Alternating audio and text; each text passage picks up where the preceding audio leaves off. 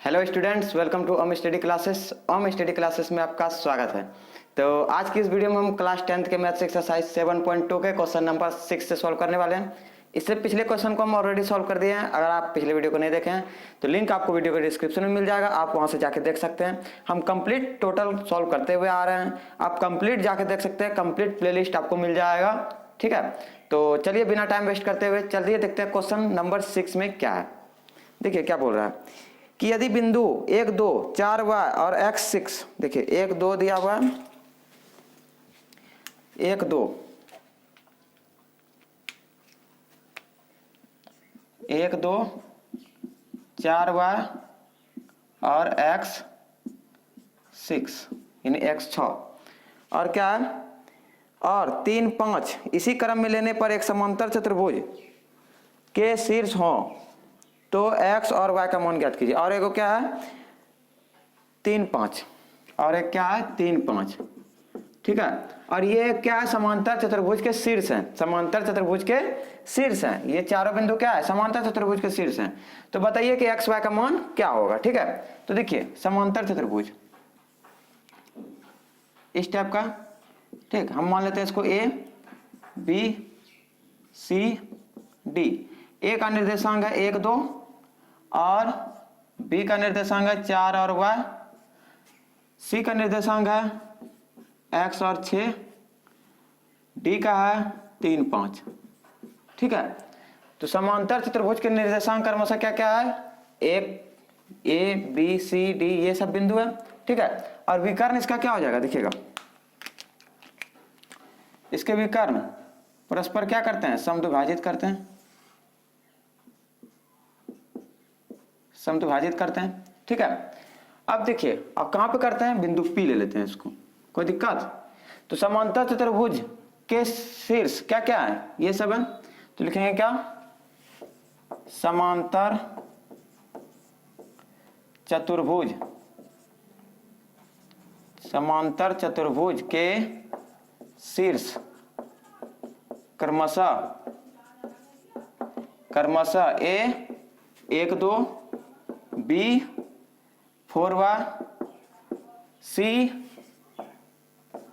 क्या x 6 और d 3 5 है, ये शीर्ष है, ठीक है। समांतर चतुर्भुज के ये सब क्या है, शीर्ष है। हम ABCD नाम दे दिए, ABCD नाम देने से क्या होगा, हम जैसे विकर्ण का बात करेंगे तो आपको समझ में जल्दी आएगा, ठीक है। और ये इसका नाम देते हैं P, इसका निर्देशांक कैपिटल X और कैपिटल Y। क्यों कैपिटल दिए, क्योंकि एक्स वाई स्मॉल में यहाँ दिया हुआ है, वही एक्स वाई का मान निकालना है, तो इसका capital x capital why they दिए, कोई दिक्कत। अब देखिए कि समांतर चतुर्भुज के विकर्ण परस्पर क्या समद्विभाजित करते हैं। तो यहाँ पर समांतर चतुर्भुज के विकर्ण कहाँ पर समद्विभाजित कर रहे हैं, बिंदु P पर। कहाँ पर, बिंदु P पर। तो हम क्या लिखेंगे, समांतर चतुर्भुज के विकर्ण, समांतर चतुर्भुज के विकर्ण परस्पर बिंदु P पर समद्विभाजित करते हैं, P पर समद्विभाजित करते हैं, P पर समद्विभाजित करते हैं, ठीक है। समांतर चतुर्भुज के विकर्ण परस्पर कहां पर, बिंदु P पर समद्विभाजित करते हैं। अब देखिए AC का मध्य बिंदु, विकर्ण AC का मध्य बिंदु के निर्देशांक बराबर क्या हो जाएगा, BD के मध्य बिंदु के निर्देशांक, वो क्या एक ही P है। तो लिखेंगे क्या, विकर्ण AC के मध्य बिंदु के निर्देशांक, मध्य बिंदु के निर्देशांक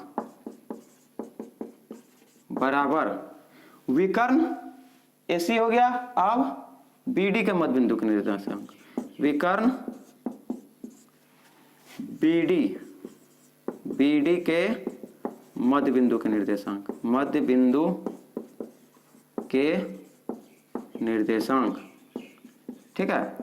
अब देखिए अगर हम AC की बात करें, ये मान लेते हैं A है, ये C है, इसके मध्य एकदम बीच में क्या है, P है, जिसका निर्देशांक क्या है x y।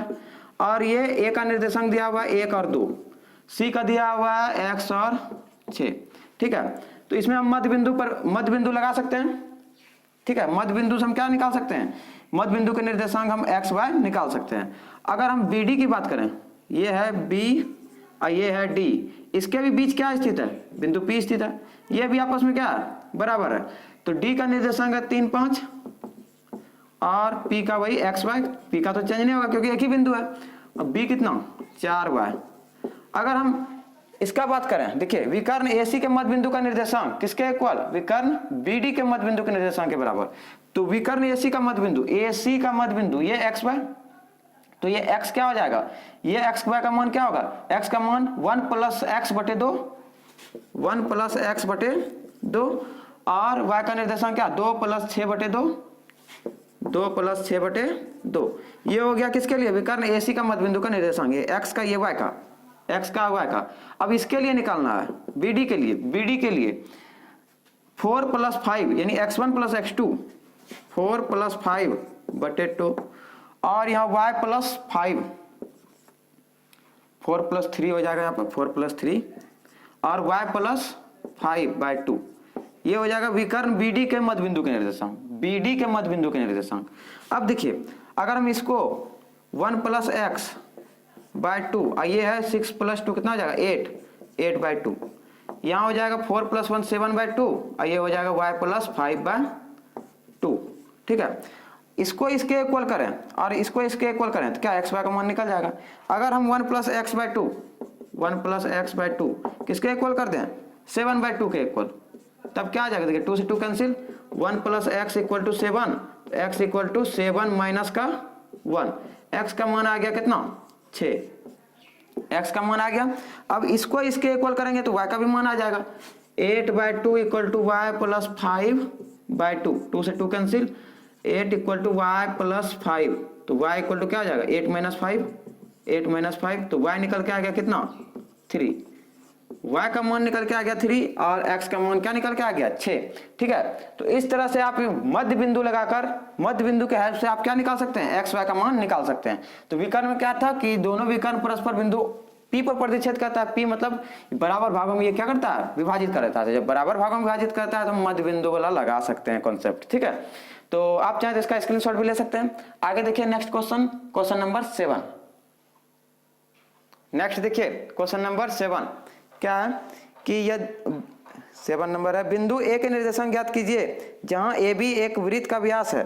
ठीक है, देखिए वृत्त का व्यास है, तो एक वृत्त है,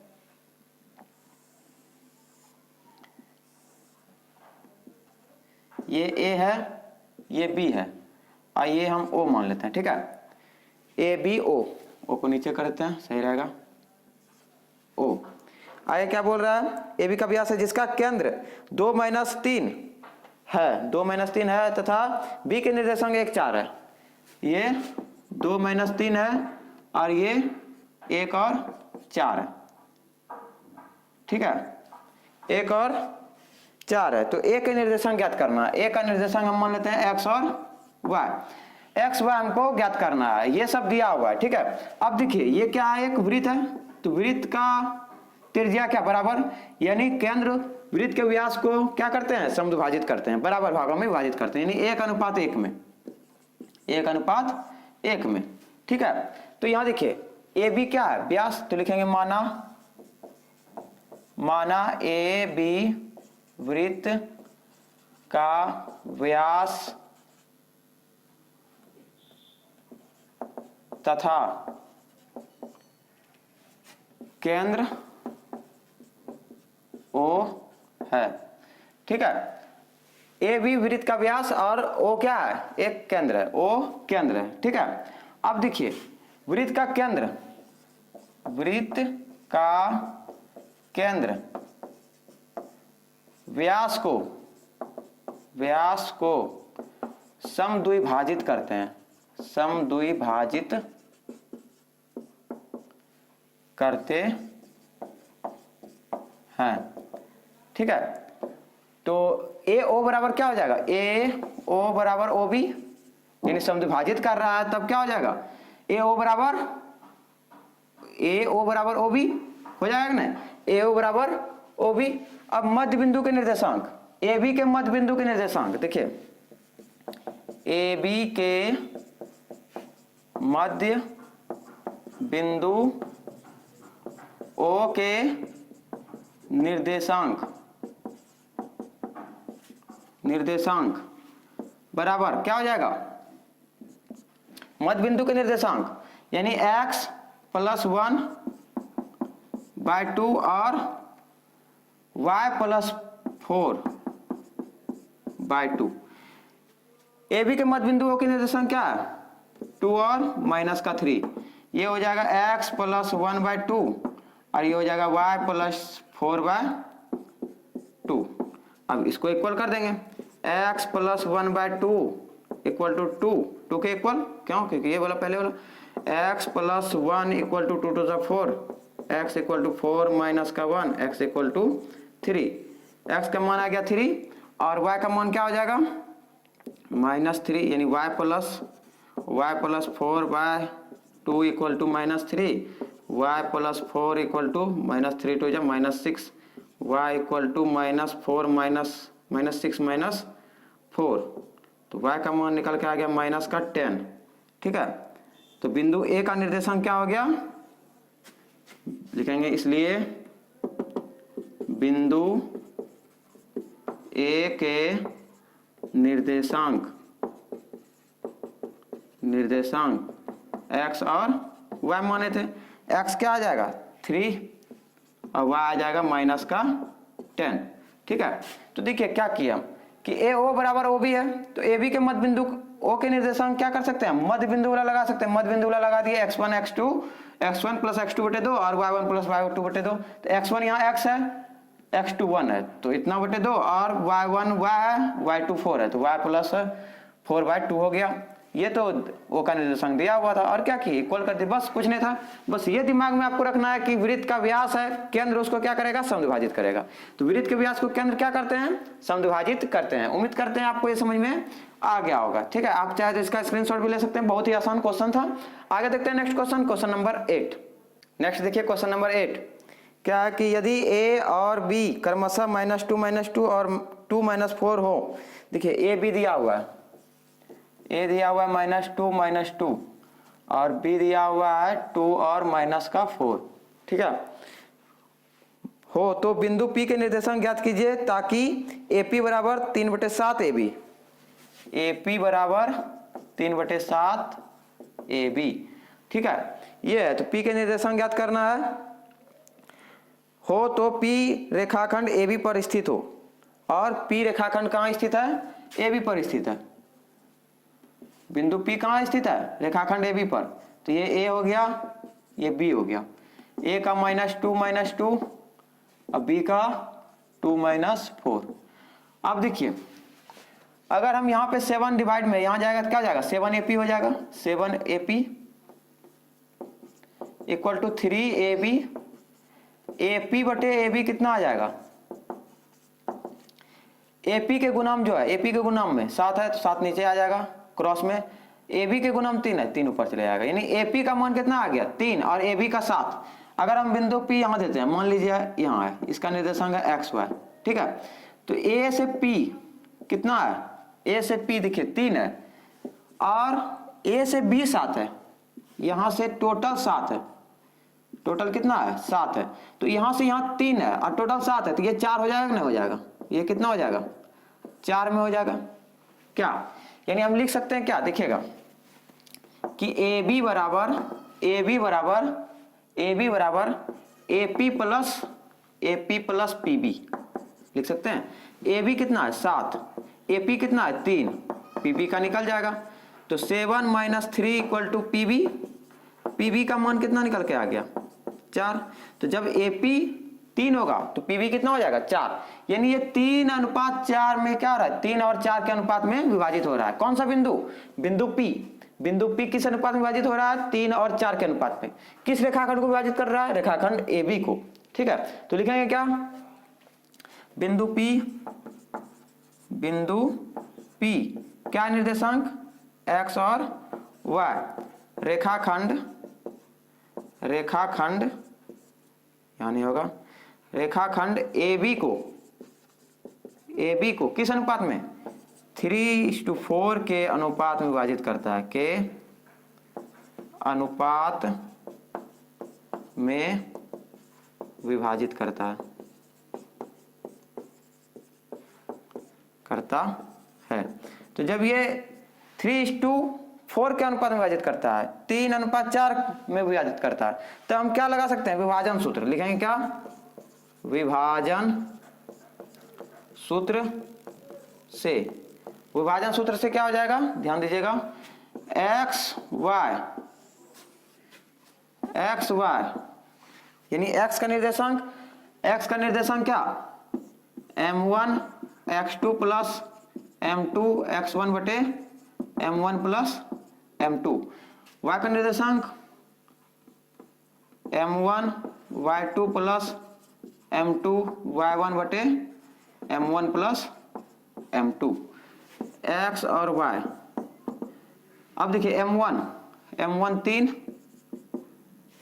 x2 2 plus m2 4 x1 minus का 2 बटे 3 प्लस 4। अब देखिए m1 3 y2 माइनस का 4 और फिर प्लस m2 4 और y1 माइनस का 2 बटे 3 प्लस 4। ये हो जाएगा, यहाँ से निकल के आ जाएगा 3 2 6 प्लस माइनस माइनस 4 2 8 बाई 7 और ये हो जाएगा माइनस का 12 माइनस 4 2 8 बाई 7। तो ये हो जाएगा 6 में से 8 माइनस 2 बाई 7, ये हो जाएगा माइनस 20 बाई 7। एक्स वाई का निर्देशांक क्या आ गया? माइनस 2 बाई 7 और माइनस 20 बाई 7। तो बिंदु P का निर्देशांक क्या निकल के आ गया? यही बिंदु, इसलिए बिंदु P के निर्देशांक बराबर क्या? एक्स वाई का आ गया कितना? माइनस 2 बाई 7 और माइनस 20 बाई 7, यानी माइनस 2 बटे 7 और माइनस 20 बटे 7। किसका निर्देशांक? बिंदु P का निर्देशांक। बिंदु P कहाँ स्थित है? रेखाखंड AB पर स्थित है। रेखाखंड AB को इतने अनुपात में विभाजित कर रहा है। कितने अनुपात में? तो इस तरह से आप निकाल सकते हैं। बस ये रिलेशन मेरा दिया हुआ था, इसी के हेल्प से हम क्या निकाले? AP और PB जो है किस अनुपात में विभाजित हो रहा है। AP और PB किस अनुपात में विभाजित हो रहा है, तो हम इस रिलेशन से निकाले। और AB का तो निर्देशांक दिया हुआ था। ठीक है, तो उम्मीद करते हैं आपको यह समझ में आ गया होगा। आप चाहें तो इसका स्क्रीनशॉट भी ले सकते हैं। आगे देखते हैं नेक्स्ट क्वेश्चन नंबर 9। नेक्स्ट देखिए क्वेश्चन नंबर 9 क्या बोल रहा है कि बिंदुओं A -2 2 और B 2 8 को जोड़ने वाले रेखाखंड AB को 4 बराबर भागों में विभाजित करने वाले बिंदुओं के निर्देशांक ज्ञात कीजिए। तो AB का दिया हुआ, देखिए AB एक रेखाखंड है AB, इसका है 2 और 8, इसका है -2 और 2, क्या यही है ना? -2 और 2 2 8। इसको 4 भागों में क्या करना है? बराबर भागों में विभाजित करना है। उसके उस बिंदुओं का निर्देशांक निकालना है। तो 4 बराबर भागों में P Q R मानते हैं कि विभाजित कर रहा है। ठीक है, बराबर भागों में मतलब एक ही अनुपात में, एक यहाँ एक यहाँ एक यहाँ एक यहाँ, इस अनुपात में विभाजित कर रहा है। ठीक है, तो AB क्या है? एक रेखाखंड है, इसमें A का निर्देशांक दिया हुआ है -2 और 2, B दिया हुआ है कितना? 2 और 8। तो लिखेंगे क्या? माना P Q तथा R बिंदुओं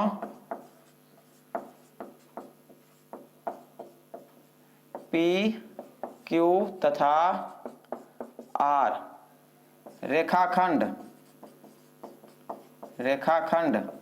AB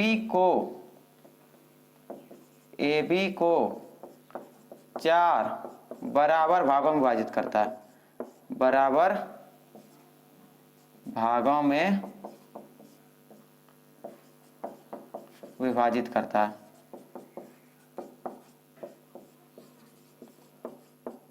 ठीक है, माना बिंदुओं P Q तथा R रेखाखंड AB को 4 बराबर भागों में विभाजित करता है, यानी इक्वल पार्ट में विभाजित करता है।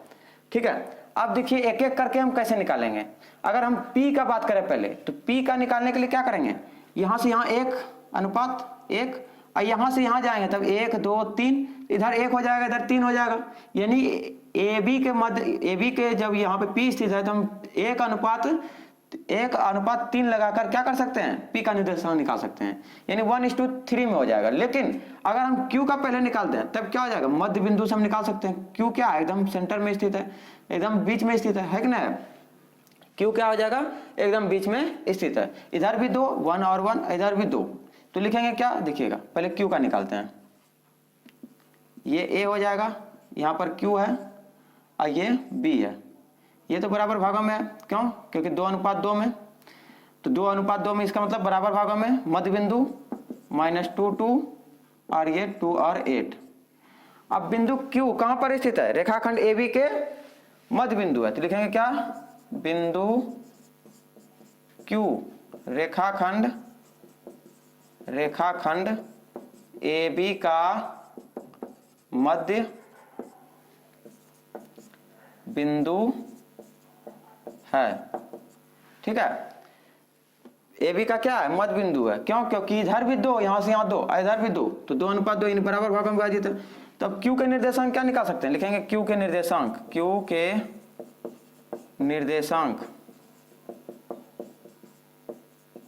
ठीक है, बराबर क्या हो जाएगा, मध्य बिंदु है तो इसका मतलब हम ये प्लस ये कर सकते हैं, यानी x1 प्लस x2 बटे 2 और y1 प्लस y2 बटे 2।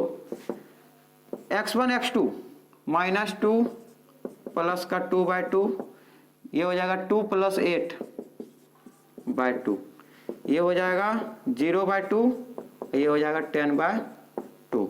ये 0 आ गया, ये 5 आ गया, 5 × 2 = 10। अब देखिए क्यू के निर्देशांक क्या निकल के आ गया, बिंदु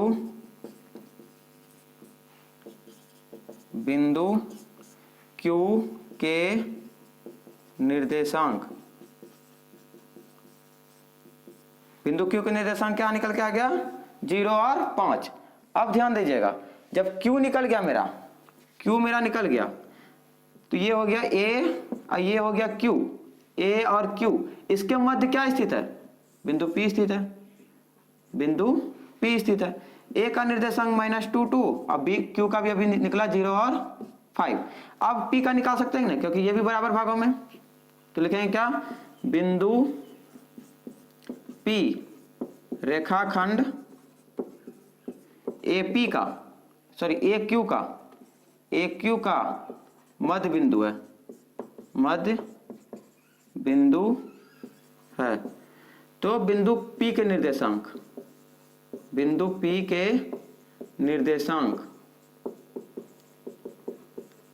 निर्देशांक बराबर क्या हो जाएगा, x1 + x2 बटे 2, यानी -2 प्लस 0/2 और 2 + 5/2, 2 + 5/2, ये हो जाएगा -2/2 और ये हो जाएगा 7/2, -2/2 तो -1 और ये हो जाएगा 7/2। तो बिंदु पी के निर्देशांक क्या निकल के आ गया, -1 और 7/2।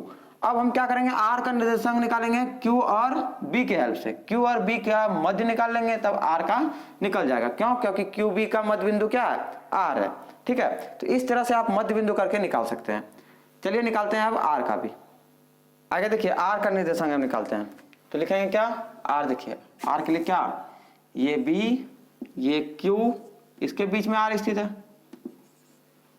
तो ये हो जाएगा 2, 8। क्यू कितना निकला था, 0 और 5। आर मध्य बिंदु से निकाल सकते हैं, क्यों, क्योंकि बराबर है। तो लिखेंगे क्या, बिंदु आर रेखाखंड क्यू बी का मध्य बिंदु है। ठीक है, तो बिंदु आर का निर्देशांक बराबर बिंदु आर का निर्देशांक क्या हो जाएगा, 0 + 2/2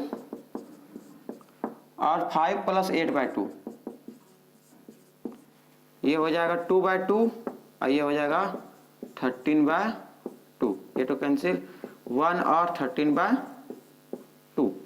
ठीक है, तो ये हो जाएगा आर का। तो इसका निकल के आ गया कितना, 0, 5, ये आ गया कितना, 1 और 13/2 और ये कितना आया था, -1 और बिंदु P, ठीक है। तो वही बोल रहा था कि तीनों बिंदुओं यानी वो बिंदुओं का निर्देशांक ज्ञात कीजिए जो रेखाखंड AB को 4 बराबर भागों में विभाजित करता है। तो PQR का निर्देशांक हमको निकालना था, जो कि निकाल दिए हैं। तो एक ये आंसर हो जाएगा, एक ये हो जाएगा, ये तीनों आंसर इसका हो जाएगा, ठीक है। तीनों बिंदुओं का निर्देशांक ये हो जाएगा। आगे देखते हैं next question, question number 10। Next देखिए क्वेश्चन नंबर 10 क्या बोल रहा है कि एक समचतुर्भुज का क्षेत्रफल ज्ञात कीजिए जिसके शीर्ष इसी क्रम में 3 0 4 5। तो देखिए समचतुर्भुज का क्षेत्रफल ज्ञात करना है हमको, ठीक है। तो A मान लेते हैं इसको, B मान लेते हैं, C और D। क्या बोल रहा है, क्या क्या है, 3 0 4 5 -1 4, 3 0 4 5 -1 और 4, आगे क्या है, और -2 -1 है, ये ना, -2 -1 है। अब देखिए इसका क्षेत्रफल हमसे पूछा है कि इसका क्षेत्रफल क्या आने वाला है, ठीक। बिंदुओं के निर्देशांक हमको दिया हुआ, ये क्वेश्चन नंबर 10 है, ठीक है। अब ये क्या है, समचतुर्भुज है,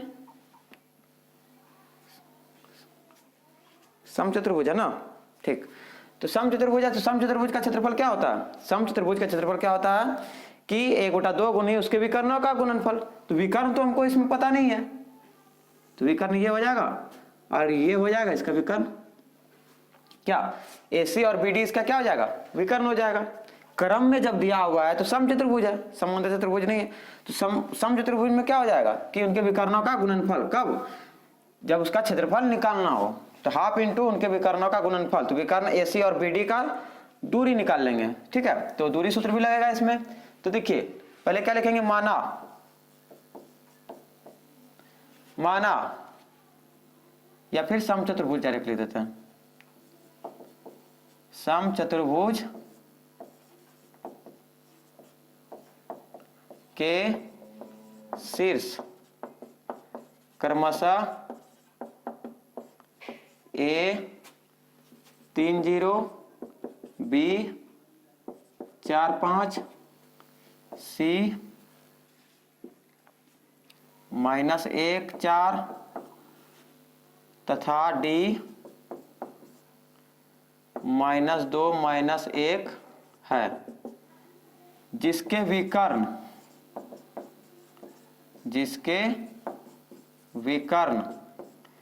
AC तथा BD है, जिसके विकर्ण AC तथा BD है। अब देखिए क्षेत्रफल हमको पूछा है कि समचतुर्भुज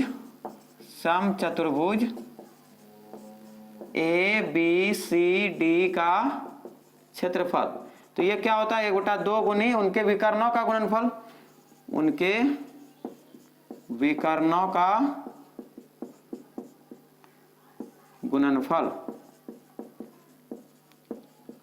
ठीक है, ये होता। अब देखिए 1 × 2 विकर्ण क्या हो जाएगा इसका, AC × BD, ठीक है, ये इसका विकर्ण हो जाएगा। अब AC और BD क्या है, AC क्या है, दूरी है, BD भी दूरी है। तो दूरी सूत्र से हम AC BD को निकाल सकते हैं। तो लिखेंगे क्या, दूरी सूत्र से AC बराबर x2 - x1 का स्क्वायर प्लस y2 - y1 का स्क्वायर। x2 कितना हो जाएगा, -1 फिर -3 इसका स्क्वायर प्लस 4 - 0 का स्क्वायर, ठीक है। A से C, तो C वाला सेकंड हो जाएगा। अब ये हो जाएगा -4 का स्क्वायर और ये हो जाएगा 4 का स्क्वायर, -4 का स्क्वायर 16 और ये हो जाएगा, ये भी 16, √32। तो 32 को क्या ऐसा लिख सकते हैं, 16 × 2, क्योंकि 16 का हमको पता है। तो 16 का क्या आ जाएगा, 4 और √2 बच जाएगा, क्या 4√2 हो जाएगा। क्यों, क्योंकि 16 का क्या होता है 4 हम बाहर हो गया, 2 बच गया अंदर में। ये आ गया क्या, AC। अब क्या निकालेंगे, BD, इसमें भी वही x2 माइनस x1 का square plus y2 minus y1 का स्क्वायर, ये दूरी सूत्र है, ठीक है। तो इसमें x2 कितना d वाला, तो -2 और ये -4, इसका स्क्वायर प्लस -1 -5 इसका स्क्वायर, ये हो जाएगा -6 का स्क्वायर और इधर भी हो जाएगा -6 का स्क्वायर, ये हो जाएगा -6 का स्क्वायर 36, ये भी 36 प्लस में 72। तो 72 को भी हम क्या लिख सकते हैं, 72 को भी हम लिख सकते हैं, देखिए अंदर रूट 72 को लिख सकते हैं अंदर रूट 36 इंटू 2, 36 का हमको पता है 6, तो √2 बच जाएगा, तो 6√2 हो जाएगा ये VD, ठीक है। अब क्षेत्रफल निकाल लेंगे, गुना कर देंगे दोनों को और हाफ से मल्टीप्लाई कर देंगे। तो यहां तक आप नोट कर लिए होंगे। अब क्षेत्रफल निकालते हैं, देखते हैं क्या आता है। आप चाहें तो इसका स्क्रीनशॉट भी ले सकते हैं। आगे निकालते हैं क्षेत्रफल। अब देखिए क्षेत्रफल किसका, समचतुर्भुज ABCD का, लिखेंगे समचतुर्भुज ABCD का क्षेत्रफल बराबर क्या हो जाएगा, half into AC into BD। AC क्या आया था 4√2 और BD 6√2। तो देखिए 2 2 जा 4, 6 2 जा 12 और इधर क्या हो जाएगा √2 इंटू √2, तो √4, 12 इंटू क्या हो जाएगा √4 का वैल्यू 2, तो 12 2 जा 24। अब क्षेत्रफल है तो क्या हो जाएगा वर्ग मात्रक, वर्ग मात्रक। अब दूरी निकालना होता सिर्फ तब हम क्या लिखते हैं, सिर्फ मात्रक, लेकिन यहाँ क्या है क्षेत्रफल, तो वर्ग इसमें ऐड करना पड़ेगा। तो ये टोटल का एरिया निकल के आ गया, ठीक है, पूरा समचतुर्भुज का क्षेत्रफल किसका, ABCD का। तो एक्सरसाइज 7.2 में टोटल इतना ही सवाल था, क्वेश्चन नंबर 10 तक, जो हम टोटल को सॉल्व कर दिए हैं। नेक्स्ट वीडियो में हम त्रिभुज के क्षेत्रफल, त्रिभुज का क्षेत्रफल का फॉर्मूला कहां से आया, कैसे आया, वो हम बताने वाले हैं नेक्स्ट वीडियो में, ठीक है। तो मिलते हैं फिर अगले वीडियो में, तब तक के लिए बाय बाय, जय हिंद, थैंक यू।